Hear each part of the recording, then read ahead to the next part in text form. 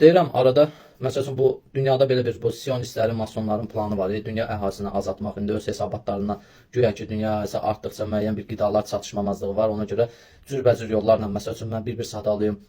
Qidalarla insanı azaldırlar, müharibələrlə, ən başda müharibələrlə, xəstəliklərlə, nə bilim boşanmalar, üzr istəyirəm, geyləşmə, yəni bir sözlə insan əhalisini azaltmaqdır bunların məqsədi.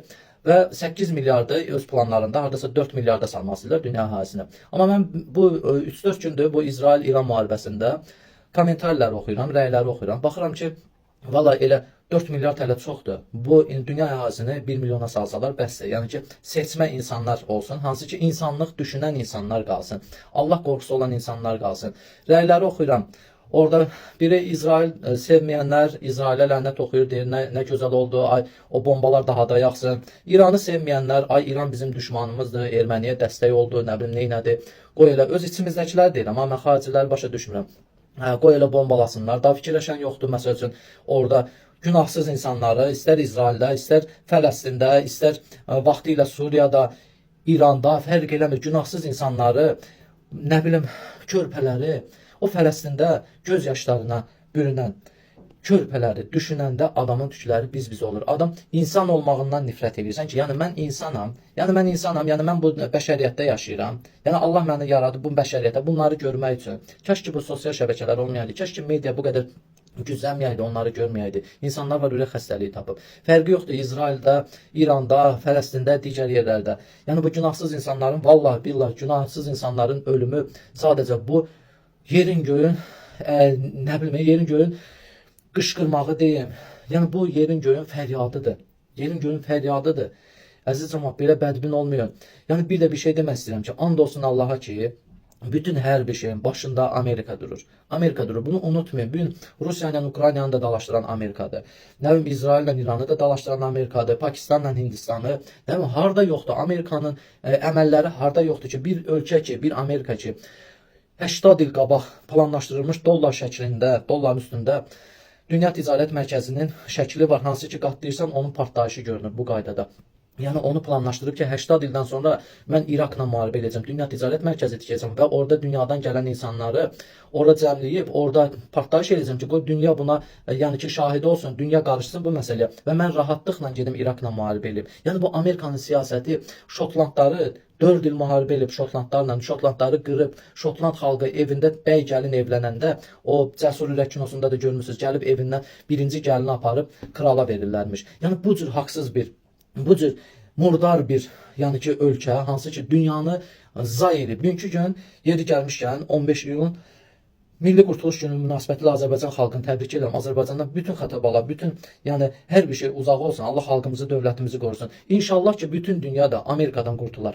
Bugünkü gün bütün dünyanın hər bir şeyi zay edən Amerikadır. Unutmayın. Yəni bugünkü gündə regiona sahib çıxmaq istəyir Amerika. Amerika regiona sahib çıxmaq istəyir.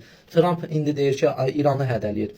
Sən belə demokratik ölkəsənsə, sən belə sülhsevər ölkəsənsə, hansı ki həmişə kinolarında da güya ki xilaskar sənsən, güya ki Apokalips kinosunda güya hindular bir-birinin ətini yeyirdi və sən gəldin onu xilas elədin, azad elədin bütün hər bir şeydən. Yəni insanlıq yaratdın orada, insanların vəhşiliyinə son qoydun. Yəni sən bu ölkəsən, həmişə filmlərdə bizi allatmısan. Bütün dünyanı allatmısan ki, mən xilaskar ölkəyəm, amma bütün dünyanı da korlayan sənsən Amerika. Yəni bugünkü gün İsraildə, İranda o günahsız insanların çəkdiyi əziyyət var ha, hansı ki o tələfat var ha. İnşallah ki elə Trump, mən orada yaşayan xalqla, orada da hardasa 1 milyon deyək ki Azərbaycan xalqı var, Allah hamısını qorusun. Yəni orada günahsız yaşayan insanları yox. Amerika dövləti səni belə yerlə yeksan olasan inşallah. Hansı ki bütün hər bir şeydə, Suriyada tökülən qanlarda əlin var. Bugünkü gün İsraildə, İranda tökülən qanlarda sənin əlin var. Ukrayna, Rusiyada sənin əlin var. Hər bir şeydə sənin əlin var Amerika. Yəni ona görə mən uşaqlıqdan Amerika, hamı Amerika arzulayıb. Mən də filmlərdə, digər yerlərdə, hansısa bir məhsulunda. Ancaq bugünkü gün yeganə nifrət elədiyim bir dövlət, ölkə varsa da o da Amerikadır. İnşallah ki bu qurtuluş günü münasibəti ilə Allahdan istəyirəm ki bütün bəşəriyyət Amerikadan canını qutarsın. Yəni qurtulsun, Amerikadan qurtulsun. Buradan da bu müharibə gedən İsrail, İran dövlətlərinə mən müraciət edirəm. Təbii ki səsimi eşidən yoxdur. Müraciət edirəm ki bu müharibələrə son qoyulsun. Yəni günahsız insanlara ahın ailəsi bu dövlətin hər ikisinə də yəni yaxşı bir şey deyil. Yəni bu siyasi məsələlərdir. Təbii ki mənim qarışacağım bir şey yoxdur. Sadəcə Allahdan bu müharibəyə son deyərdim, yəni ki, istəyərdim sülh olsun, dünyada sülh olsun. Yəni burada kim haqdır, kim nahaqdır, o artıq yəni Allahın işidir, bir də bu dövlətlərin işidir. Ancaq mən bir insan kimi bu müharibələrə son demək istəyirəm. Nə olar ki, görün dünyada sülh olsa, dava-dalaş olmasa, nə olar ki? Yəni məcburdurmu? Bu dünyada müharibələr məcburdurmu? Sülhlə, hə, Amerika durur, hə də qorxu gəlir, deyir ki, mən İranı vuracam. Oradan İran bu gün o Kim Chen-in var, Şimali Koreyanın prezidenti. O da nüvə təhlükəli bir ölkədir, güclü bir də ölkədir.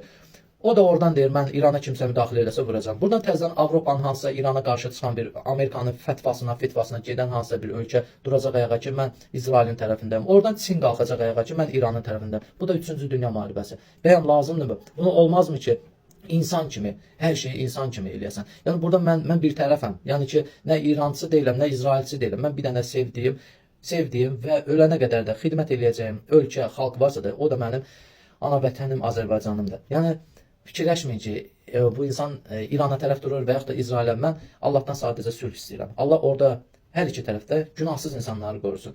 Günahı olan şəxslərin də Allah, nə bilim, Allahın öz vasitələrlə cəzasını versin inşallah.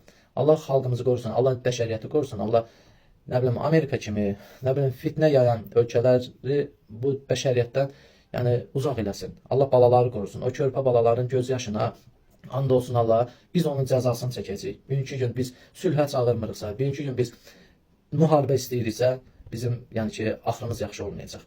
Allah bəşəriyyəti qorusun.